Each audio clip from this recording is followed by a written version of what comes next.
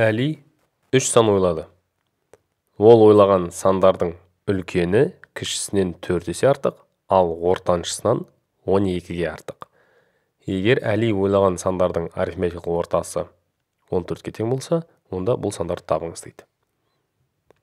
Бір рет оқып шықтық.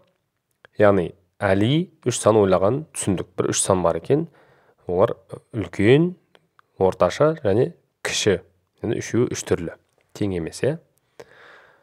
Енді қараңыздар, алғашқы түсінікті шартқа оқиық. Әли үш сан ойлады, бұны түсіндік. Ол ойлаған сандардың үлкені кішісінен 4 есе артық.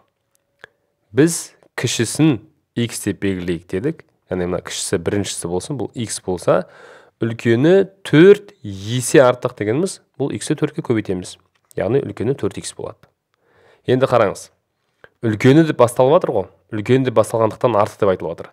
Үлкені дейміз әрі қарай осы үлкені ортаншысынан 12-ге артық. Енді қараңызшы, үлкені ортаншысынан 12-ге артық болса, онда ортаншысы деп бастасақ не дейміз? Онда ортаншысы үлкенінен 12-ге кем дейміз. Дұрыс па? Сондықтан біз үлкені 4x деп белгіленіп тұр.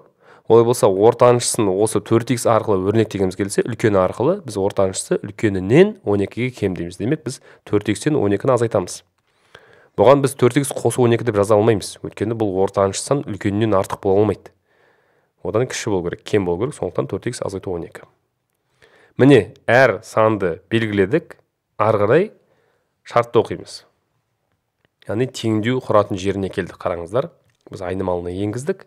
Енді теңдеу құрайық. Егер Әли ойлаған сандардың арифметикалық ортасы 14-ке тең болса. Арифметикалық орта деген не? Жалпы арифметикалық орта дегеніміз бұл бізде мектептегі орташа бағамызды осылай шығаратын еді. Яғни қалай барлық бағаларымызды қосады, демек қосындыны бөледі сол бағалардың санына, жалпы санына. Сонда арифметикалық орта шығады. Яғни Әли 3 сан ойлады.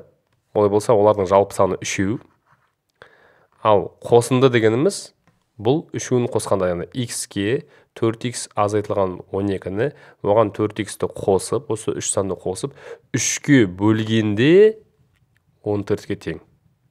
3-ке бөлгеннен кейін 14-ке тең. Яғни мен былай жазатын едім. Бірінші сан, қосамыз екінші сан, қосамыз үшінші сан, 3-інің қосындысын 14-ке бөлгенде 3 шықты. Олай болса, 14-ке бөлмей тұрып қанша болады? Немесе 3-ті 14-ке көбейтеміз, немесе екі жағында 14-ке көбейтіп жібереміз. Демек, бұл 3-інің қосындысы, 14 көбейтілген 3-ке тең, немесе 42-ге тең. 14 3-ке бөлсе 42 шығады. Сонда біз не істейміз? Теңдеу құру үшін бұл 3-ін қосамыз, қосындыны есептейміз. Қосынды жазамыз, x қосылған 4x азайтылған 12, міне бірінші сан жаздық, міне екінші сан жаздық. Қосылған үшінші санымыз 4x, осы жүгін қосындысы тең болады 42-ге. 14 көбейтілген 3-іміз 42-ге. Енді қараңыз, 4x-ке 4x 8x, оған x қоссақ 9x болады. 9x азайтылған 12 42 болса, мына азайту 12-ні біз бірден оң жаққа қарай жіберейік. 42 қарай плюс қылып, 42-ге 12 қосылады да 54 болады. Олай болса, x-іміз 54-ті 9-ға бөлеміз. 54 9-ға бөлсек, x-іміз 6 шығады.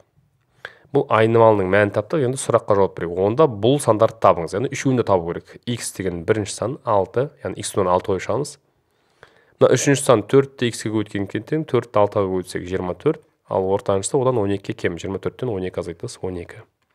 Демек, Әли ойлаған 3 сандар осылай: 6, 12 және 24. Бұл есептің жауабы.